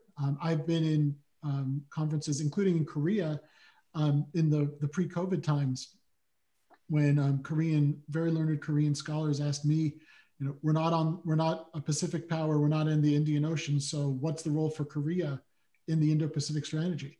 And the fact that this question was asked more than 3 years into the Trump administration shows that it's a concept that I think is fine, but it needs to be described and explained in much greater detail than it has been already. Okay, thanks very much. Anna, do you want to ask the next one? Absolutely. So this next question was asked by both David Litt and Brian Calef. And they'd both like to know a little bit more about what role Japan can play in resolving the conflict on the Korean Peninsula.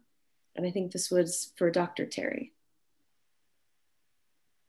And I believe also one of the questions was whether North Korea would probably be better controlled, even be resolved if we have another President Trump term. Is that right? Yeah. So Japan's role, you know, on resolving North Korean problem, I don't want to say this to Japan. I mean, this is going to be going new too. I feel bad for Japan because they obviously they have a very serious issue with their abductees problem that they've been very focused on, right? Japanese abductees. Can you say a few sentences about that? Not everyone may know. Yeah, you know, North Koreans kidnapped over the years a number of Japanese citizens. And this was happening for many decades. And there are still Japanese citizens in North Korea, some dead, some are living. And former Prime Minister Koizumi, when he visited North Korea, surprisingly, Kim Jong-il admitted on this abduction issue instead of just denying it. And there was supposed to be, you know, some progress made, but it has not been. It's quite complicated, but it's over the kidnapped Japanese citizens in North Korea. This is a very, very serious issue in Japan. And even during the six-party talks, the Japanese wanted to sort of bring this up and resolve this. But in terms of the question of like, what can they do in terms of resolving North Korean nuclear issues, you know, other than being part of that whole six-party process, they don't have a significant role. Just look at Kim Jong-un right now. He has met with Xi Jinping, 4 times? She has met with President Moon, met with Putin, met with President Trump 3 times, and they still have not met with a Japanese prime minister.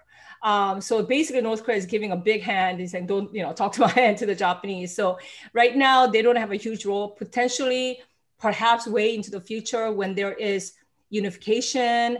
I do see Japan playing a role, very important role, but it's in terms of nuclear denuclearization policy, other than supporting the United States, right?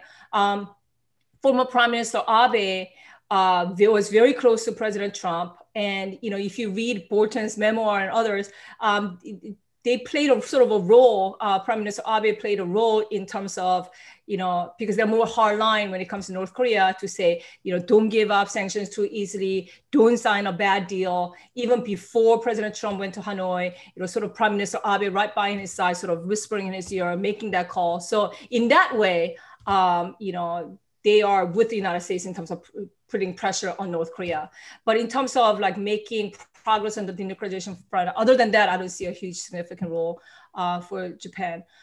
Can I answer that question about President Trump, whether the issue will be resolved under President Trump? Because I think he thought that was my point when I said under President Biden, I'm afraid that Kim Jong-un is going to have some sort of provocation.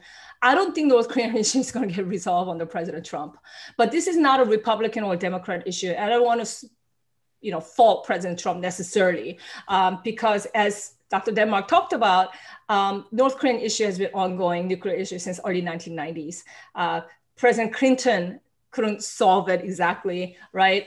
Even we had a bilateral negotiation, agreed framework. And then President Bush's 2 terms, we had multilateral negotiation, 6-party talks process. We had 2005 agreement, 2007.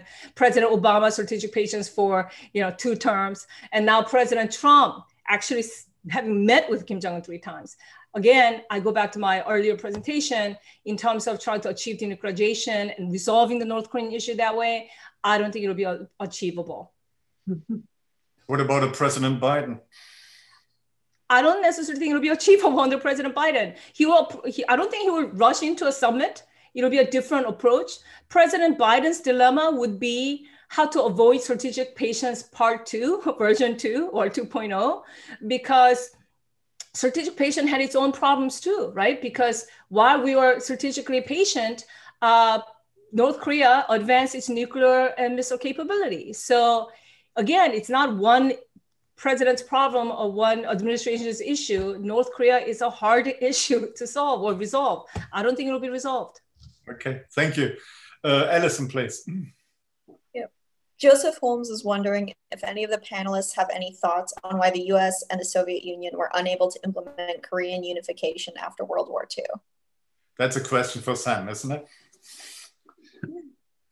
Well, it's, I think, basically fairly simple. The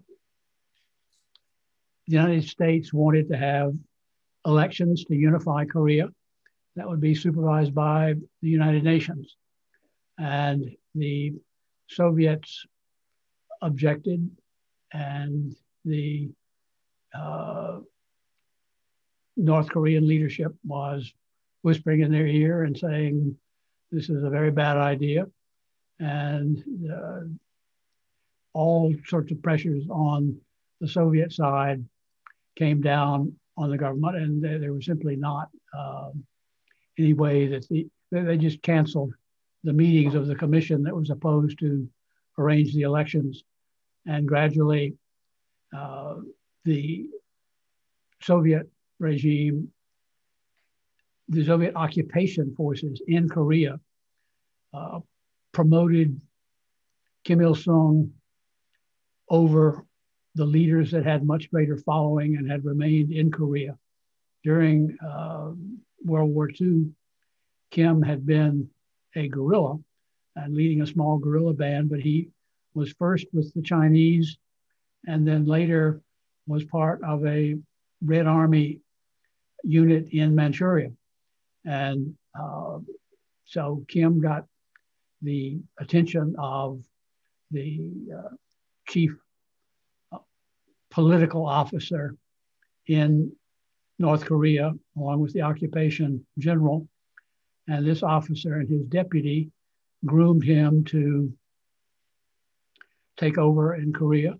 From that point on, the die was cast. There were going to be separate Koreas, and the Soviets were the key supporters of the North Korean regime, and Kim Il-sung was their guy. Thank you very much. Anna, do we have another question?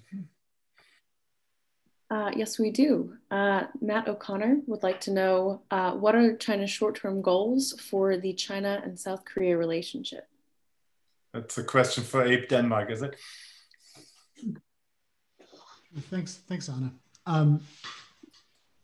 I think South Korea is perpetually seen as a great potential partner for the Chinese, both in terms of its economic and technological dynamism, but also as a way to check American power.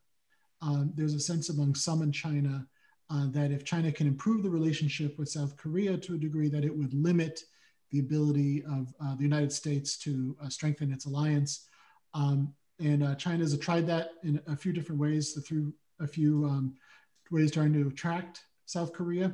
But ultimately, these efforts have fallen through, especially when North Korea does some sort of provocation and China ends up backing North Korea. So China-South Korea relations tend to follow a sine wave of going up and down over time. Ultimately, I think China would like to see the alliance weaken between South Korea and the United States, either out of attraction or more likely out of coercion.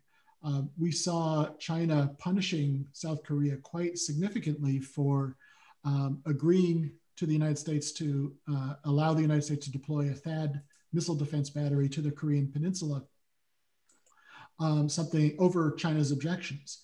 And so China believes that it should have a say over alliance decisions.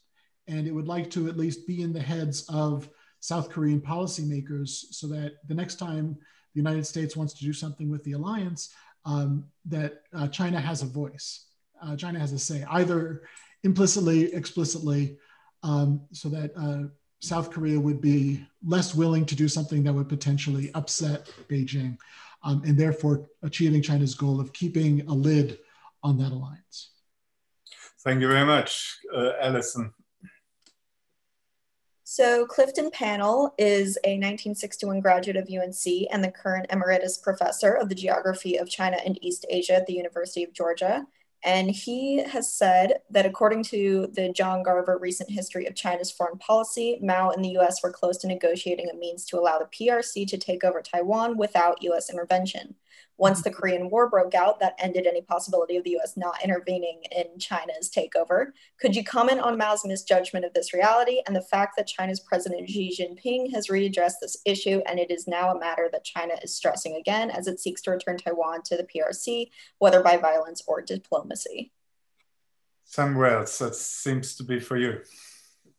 Well, to the extent that we have a sense of what Mao was trying to do, he certainly would like to have negotiated a peaceful unification or reacquisition of Formosa, as it was currently called at the time. The forces on Formosa weren't really interested in that, and to the extent that they had influence, the United States was urging against it. So it was more an ambition of Mao's than it was a realistic possibility, as far as we can tell.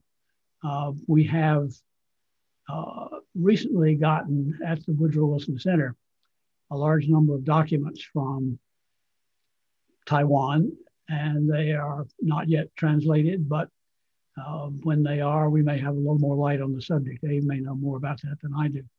But this is a new resource that has not been available until now. Thank you. Abe, do you want to come in? Sure. I actually, to confess, I haven't read that book yet, although it is in my Amazon wish list that my wife has access to for upcoming holidays. There's but the idea of some sort of trade between the United States and China, where China gets Taiwan, the United States gets North Korea, has been raised by Chinese officials before, here and there, over the last few years. I'm not sure if there had been negotiations. I don't know the history to that degree. There wouldn't have been a lot of time for it, in that we signed a mutual defense treaty with Taiwan in 1955. And we'd already sent the fleet, I mentioned the 7th Fleet, to the Taiwan Strait in 1950. So I don't know how credible such negotiations would have been. But to my mind, it's a pretty lousy deal. If just putting aside the idea of trading one country away, ignoring the sovereign wishes of its people, putting all those considerations to the side, trading away one of the most dynamic economies, one of the most important democracies in the world, for one of the most backward countries, to use our current parlance, as we're always talking about deals these days, seems like a pretty lousy deal. But even beyond that, I think just the idea of trading away a democracy is complete anathema to us. So I think it's not realistic now, and I don't know how realistic it would have been in 1950. Thank you. Sue, you don't have any more information on these sort of deals? No, I mean, I just like, as Dr. Denmark said, I heard being raised a couple of times, even Koreans raise it, South Koreans, not only the Chinese. South Koreans always say, wasn't there a deal, or what, or couldn't they do something like that? But I agree, this would not be a good deal, even though I'm a fervent supporter for potential unification of the Korean Peninsula. My entire paternal side of the family came from North Korea. And I think freeing 23 million people from North Korea has some value, but still to trade away Taiwan, driving democracy, I agree that's not necessarily a good deal. Okay, thank you very much. And of course, the Chinese think Taiwan is part of their country anyway, so I can't see that they believe it's right to do a deal for something like that. Thank you very much. Anna, do we have another question? We do. This is about trade in a different sense. This is from Judy Bello, who asks, did the current administration's withdrawal from the Trans-Pacific Partnership regarding trade across the Pacific affect our ability to influence developments in East Asia generally? I believe this is for Drs. Denmark and Terry.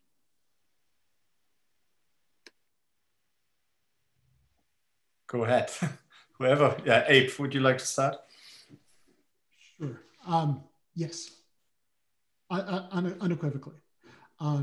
The TPP had a lot of potential for the United States to be in the driver's seat of regional economic developments and really set the fundamental baseline of a liberal economic order for the region going forward. And we're just not there. And Japan has tried to make up the space by pursuing the CPTPP, which is sort of a non-US version of the TPP, although some of the quality of the agreement is a bit lower than what we would have had. It's not only, I think, the Trump administration's blame. The Obama administration also was unable to get the agreement finalized during its time. But I think the question of whether or not it limited American influence in the region, especially in economic and trade circles, is inarguably yes. Thank you. I really don't have much to add. I completely agree. The original TPP would have also boosted US exports and economy, economic growth. It would have created more job and prosperity for all the countries involved. But it's beyond the economics. It was actually related to the just peace, security of the region, right? This was not, so it was a very short-sighted, I would say, just to add to Dr. Denmark's points, it was short-sighted, and I still believe that for the US to not join TPP. Can I ask you, why is that? Can you explain that to us? Because again, as Dr. Denmark talked about, it puts US in the driving seat in the critical region. Now we are out of it. And then with this right now, with this administration's very transactional views of alliances, also alliance relationships are not going terribly well, right? In terms of, over the burden sharing and everything else. I mean, that's kind of unrelated, but I feel that we kind of withdrew and that decreased our influence in the region when we could there was a potential for us to be in the driver's seat. And then in addition to that, kind of having this kind of very transactional view of our alliance with particularly with countries like South Korea, it's all short-sighted. It's because it's not what we do with our alliance partners. But in terms of TPP, again, I think it would have just had a more positive. It would have been more positive, not only because of the economic reasons, in terms of US exports and economic growth for us, but again, I think it's tied to the security and in the region because we have more influence if we are in the driver's seat. Is there a chance that this decision will be reversed either in a second Trump administration or a new Biden administration? I think with the Biden administration, I'm not sure what President Trump is going to do. I think, President Biden will certainly review. I don't know. What do you think, Dr. Denmark? I think that's, with the Biden administration, I know that in theory, I think they were supporting of TPP, but I'm not clear exactly what they're going to do now. Dr. Denmark. I have no idea. I think you can look at some of the history. Historically, traditionally, the Democratic Party has been more skeptical of free trade agreements, whereas the Republican Party was more pro-free trade. So we've seen a shift there. I think there's a clear diplomatic and strategic rationale for the TPP or something like it. I'm not an economics expert, so I can't make the argument pro or con about economics. But I do think that if a future administration, be it Biden or Trump or whomever, is going to pass something like that, it needs to make the case not only on the strategic side, which I think is fairly clear, but also to make the case why it's beneficial to the American economy, especially considering the deep skepticism about globalization and foreign trade that we've seen in our politics in recent years. Thanks very much. Anna, do we have more questions? Yes, I'm sorry, the audio cut out for a little bit. But our next question is, what course of action would you all recommend, also from Judy Bello, what course of action would you all recommend that the United States take now in response to North Korea within the context of increasing challenges in China, Taiwan, and Hong Kong? Sam, do you want to try to give it to answer this? Well, I think it's really not in my bailiwick, and I would much more be interested in hearing what Abe and Sue have to say. I would just point out to the audience that Judy Bello, a former student of mine, is former deputy U.S. trade representative. So the questions she's asked have some pretty interesting top spin on them. Thank you. Thanks for pointing this out. Sue, Terry, would you like to give it a try? Oh, Abe wants to come in first. No, sorry, misinterpreted. Sue, Terry. So what would I do in terms of North Korea policy? I think the most realistic policy, we've alluded to this before, is that it might be worthwhile for, if it's the Biden administration or the second term Trump administration, to consider whether some targeted sanctions relief in exchange for some freeze on North Korea's nuclear and missile program is warranted as an interim first step, at least. I don't think we should actually give up denuclearization as a goal, even though I just told you earlier that they're not going to probably give up nuclear weapons, but it's really hard for it as a policy to drop it. You can still rhetorically pursue it. So you can still say this is an interim first step with a goal towards eventually verifiably dismantling or most of their nuclear weapons program. It is better than just allowing North Korea to let the program just grow unchecked as we are currently doing. However, at the same time, the key difficulty is finding out how much sanctions relief to give, right? Because rushing into a deal with premature sanctions relief, like Hanoi would have been premature sanctions relief because North Koreans wanted most of sanctions to be lifted just for Yongbyon.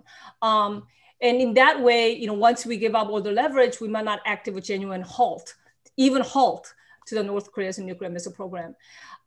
So that's probably the most realistic policy to pursue. Secondly, I would say alliance, with South Korea, Japan, very, very important. We do have a very strong alliance relationship with Japan.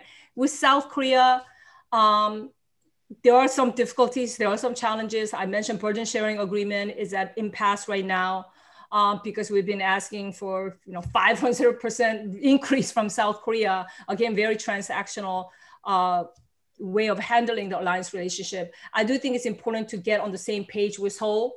And I worry about that, particularly where the Moon administration is headed and where we're headed. We have to be on the same page with our ally in handling North Korean problem. In the past, when South Korea pursues sunshine policy under Kim Dae-jung and Nomuyon, we were not completely on board. So whether we are going for a hard line or sunshine policy, I think the key thing is for us to be on the same page. Otherwise, it just becomes even more difficult to handle. I didn't get the question part about the Taiwan and Hong Kong in terms of North Korea policy, but one thing I would say is that this is for the Moon administration. I do think that South Korea needs to be, their policy, because they're so interested in making a breakthrough with North Korea. Recently, the Moon administration has been criticized for their handling of, just cracking down on sort of the defector groups and so on, just to sort of appease North Korea a bit. And I think actually the South Koreans can do better in terms of being a little bit more vocal about what's happening in Hong Kong and human rights policies in general. Thank you. Abe Denmark, did you want to come in? Just very briefly, I think Dr. Terry's remarks are Perfect. All I'd add is I think the U.S. would need to reinvest in American power in terms of reinforcing deterrence, ensuring that we're able to defend ourselves and defend our allies, but also pursuing the other kinds of agreements like TPP or some sort of trade agreements, infrastructure agreements, et cetera, to build on American power. At the same time, reinvesting in our alliances. Dr. Terry mentioned burden sharing. She referred to Japan. I think pressing for a stronger relationship between Korea and Japan, a stronger trilateral cooperation would be important, as well as talking with our Korean allies, both about US military posture and how our militaries work together, but also talking with Korea at a strategic level about China and how our alliance fits within US-China competition. But at the same time, I expect US-China competition is going to continue regardless of how our election comes out.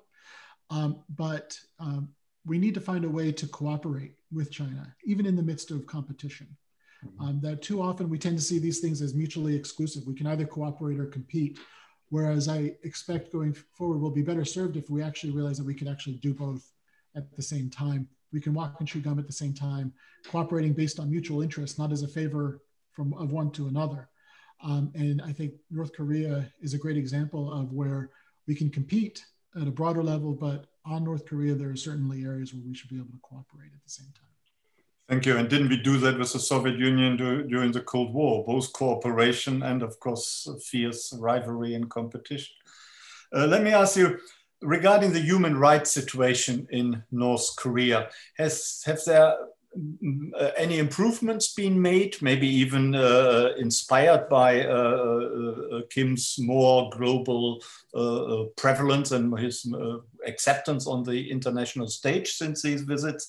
And also, when talking about the Cold War or when looking at the Western alliance, usually the Western alliance has been divided, a different policy towards the Soviet Union, a different line towards China. But regarding North Korea, everyone seems to be on the same page. Is this correct, or is this a misreading of the situation? So Terry, perhaps?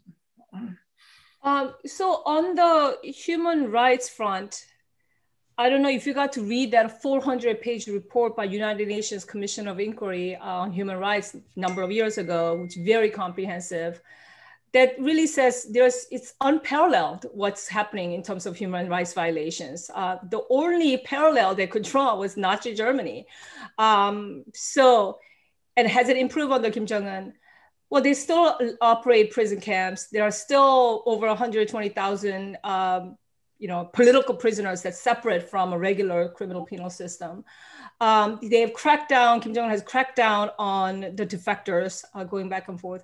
So we don't see any evidence whatsoever that the human rights situation have improved under Kim Jong-un. But what I would say is that they do care very much that we talk about human rights. They're very sensitive to it. I remember when that COI, Commission of Inquiry, came out, the North Koreans they reacted to this. We're like, wow, you really care? Well, what do you really care? We didn't realize North Korean leadership care. They do. And I do think that Kim Jong-un does care about, sort of the perception, the external perception of him. I mean, he's a young leader. And this is also tied to sort of all the investments he made in terms of economy, at least even superficially, right? Building a new airport and aquarium and a water park and horseback riding club and all of this, because he said, I don't like this the way airport looks or the roads look. It bothered him, and so I do think it bothers him that how the world perceives him. So to that degree, hopefully, we can continue to pressure North Korea on human rights, and he will make changes. In terms of evidence, I haven't seen it yet. Mm-hmm. And regarding the consensus view of the Western world towards North Korea, is there a consensus view, or are countries split amongst with each other about how to approach North Korea? In terms of human rights? In both human rights and in a more general approach towards the North Korean nuclear problem. I don't think there's consensus at all, actually. I mean, in terms of we have a China and Russia, right? Like even just going forward, at least in the fall of 2017, when there was a maximum pressure campaign, we saw China finally implementing sanctions, which really surprised me because I'm so used to saying, okay, the Chinese are going to say they do and they're not going to really implement them, but actually they did. And that's to Dr. Denmark's points, because they care about stability, and with all the fire and fury rhetoric and Rocky Mountain suicide mission and all of that, I think China actually decided to put some pressure on North Korea. They actually implemented sanctions, right? For China, it's no war, no instability, and no nukes, and in that order.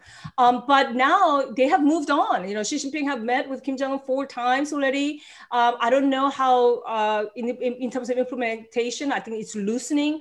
China and Russia earlier this year, they drafted a resolution saying, you know, let's ease sanctions on North Korea, and let's move on. While the United States is still holding on to sanctions, and South Korea, in fact, also is not 100% on board with the United States in terms of trying to make a breakthrough on inter-Korea front.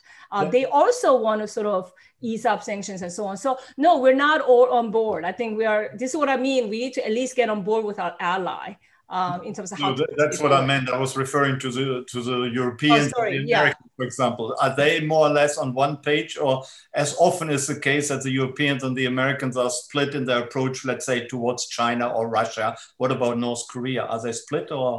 I think for now, I think Europe is still, European nations are by and large, and particularly Japan is very much on board with this.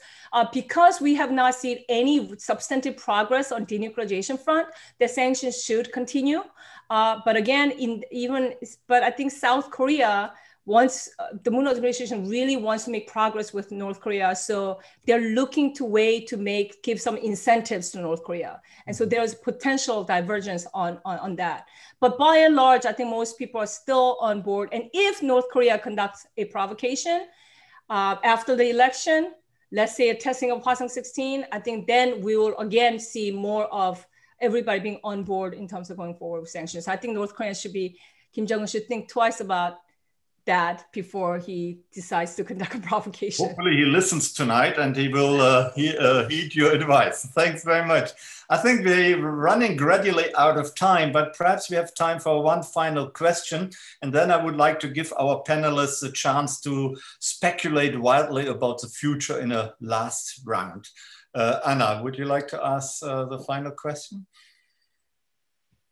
Sure. Our last one is, how have South Korean views and policies evolved towards a possible reunion with North Korea?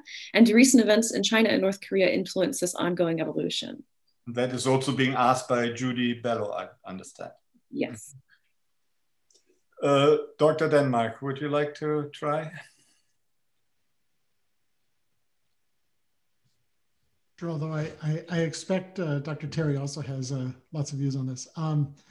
The current government is quite committed to engaging with North Korea and trying to make progress towards some degree of re-engagement with the North. It's not a view that's widely held, or I should say that's universally held across Korea, but they certainly are committed to this, even though North Korea has literally blown up symbols of inter-Korean unification. The ambitions of the current government in Seoul has not been completely snuffed out. So there's, I think, still looking to make progress, despite significant evidence to my mind that North Korea is not terribly interested in that right now. In terms of the role of China and Russia, I think China would also like to see improved relations between North and South, for no other reason that it's stabilizing. And that it reduces the need for South Korea to have a significant US military presence on Korea. So I think China is generally favorable to those sorts of developments, but I don't think that they're going to be doing a lot to really make it possible or to put significant pressure on North Korea to make it happen. I think certainly, at least right now, North Korea is not interested in making serious progress on it. And South Korea, I think, is going to continue to knock on the door, even if nobody's really answering. Thank you very much. Dr. Terry. Yeah, so on the evolving unification policy, I would say that South Korean government rhetorically talks about unification, but I think, like former President Park Geun-hye talked about unification, but I think in terms of actual unification, I think that's sort of kicking the can down the road. And that is because the cost of unification is going to be substantial. South Korea is 12th largest economy in the world. North Korea is 197th ranked economy in the world. German unification costs $1.3 billion. Every economist says Korean unification will be far more expensive than the Korean unification. So the policy is rhetorically supported, but sort of kick the can down the road. There's also generational difference.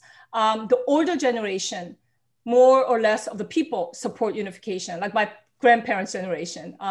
Again, my grandparents were, came from North Korea. They actually had family members in North Korea. It's a divided country, thousands of years of shared history, and it's a divided country.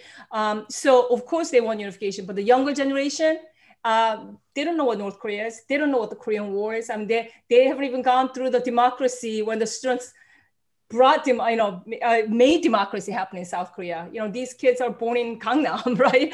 Affluent South Korea. So they don't, they don't want to pay for the cost of it. But I think, in terms of unification as a goal though, I grew up in South Korea singing unification is our dream. So it's hard as a Korean to, again, completely drop it because, again, it's thousands of years of Korea being unified, right? Even during the colonial days. In fact, this division is anomaly when you look at long history of the Korean Peninsula. So hopefully it's my goal, my dream is for Korea to be unified one day. Maybe a parallel with Germany is appropriate because in the 1980s, West Germans had moved very far away from the East Germans, and people spoke of, even possibly two independent nations. But when it actually happened then in 1989-90, everyone seemed to be on board, or the huge majority of the Germans seemed to be on board. And perhaps a similar development would happen in South Korea as well. Who knows? But thank you very much for all your insights. I think we've learned an awful lot tonight. And I would like to ask you one final question, and that is, how is it going to develop? What is the future? Will the North Korea problem persist forever, or is there the possibility of some constructive movement developing so that both the Korean War can be overcome and perhaps a proper end can be found and a proper treaty can be signed?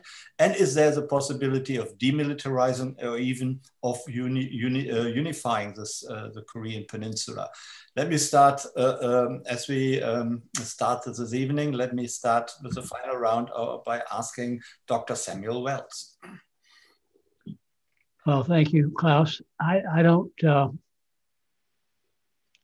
have very optimistic views about the future of Korean unification. In the course of my engagement with international politics, I spent considerable time studying the Middle East. And one of the maxims in the Middle East is never say that things cannot get worse. So I adopted that fairly firmly as a rule of thumb.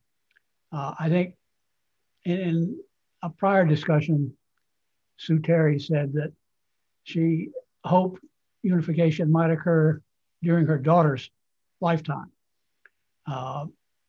I hope she's right, but I'm not sure that it will happen. And I think to the extent that our relations with China continue to be fractured, it will be continually difficult for there to be unification in Korea. Thank you very much, Dr. Abraham Denmark. I agree. I don't see unification occurring in the near future. I do think that it may be possible to achieve some limited diplomatic aims related to the nuclear program, related to the state of conflict on the peninsula. I think there's certainly some opportunities there. I should say potentially some opportunities there, but in terms of major changes in terms of unification, I think the chances of that are quite low. And demilitarization, nuclear demilitarization? I'd say they're even lower. Thank you very much. Dr. Secretary. Well, I hate to end in such a pessimistic note, but I have to agree that denuclearization of North Korea, I don't see that happening. I see at best having some sort of arms control deal with North Korea. I mean, we did have deals with North Korea in the past. It fell apart every time, but nonetheless, we had a deal. So some sort of a deal is possible. And we can only manage the threat from North Korea, not necessarily completely eliminate it. In terms of unification, my head agrees with both Dr. Wells and Dr. Denmark, but I'm going to go with, we just don't know. So I'm not going to completely give up my hope. It's actually my sons, because I have two sons rather than a daughter. But I do hope that one day Koreas will get unified, just because, again, this division is an anomaly, truly, when you look at long history of the Korean Peninsula. You end on a more optimistic note, but you do not expect an actual nuclear missile attack from North Korea, do you? And I don't expect unification. I'm just saying I'm hope for it. Yeah, sure. But a nuclear missile attack, you can't see either. Oh, no, I don't believe North Koreans are going to attack United States with a nuclear weapon. The regime is not ideological, it's not suicidal, they are very rational. And Kim Jong-un has proven himself to be a very astute and intelligent leader. So I don't think they will do that. Again, the problems with North Korea having nuclear weapons are other issues, potential regional proliferation, nuclear proliferation, and becoming more emboldened, but I don't think they will attack the United States with a nuclear weapon. Would you agree with that, Dr. Denmark? Yeah, I agree with that. I think Dr. Terry is pretty right on. I'm sorry if you hear screaming. It's past 6 o'clock and my kids are starting to scream and scream for me. I'm sorry if you're hearing that. Would you say a nuclear attack is unlikely from North Korea? No, I agree. I do think it's unlikely. I think deterrence still works. I do think that we have a lot to be concerned about in terms of North Korean nuclear weapons in a way that's different than India or Pakistan. But I think deterrence is still deterrence. Okay. And would you agree with that, Dr. Wells, to have that optimistic note at the end? Well, I think a nuclear attack is quite unlikely, but I think Abe may be facing a domestic revolt if we don't terminate our Time to finish, that's right. Let me thank you, Dr. Wells. Let me thank you, Dr. Terry and Dr. Denmark. It was an excellent discussion. I very much enjoyed it. I think we learned an awful lot. It was very enlightening and informative. So thank you very much for finding the time tonight. Thank you also to Anna Fiore and Alison Carpenter for asking the questions in such a good and professional way, which really put us into the picture what the audience wanted to know about. So thank you very much, everyone who is still here. And there are quite a few people still here. Thank you for joining us at the Krasno Global Events Series. Our next event will be after the presidential election, when we know more about the future of the United States, both domestically and in foreign policy terms. Until then, good night, and thank you again to our three excellent panelists. Thank you. Thanks, Klaus. Thank you. Good night. Bye-bye. Good night. Thank you so much. You're welcome. Say thank you. I did.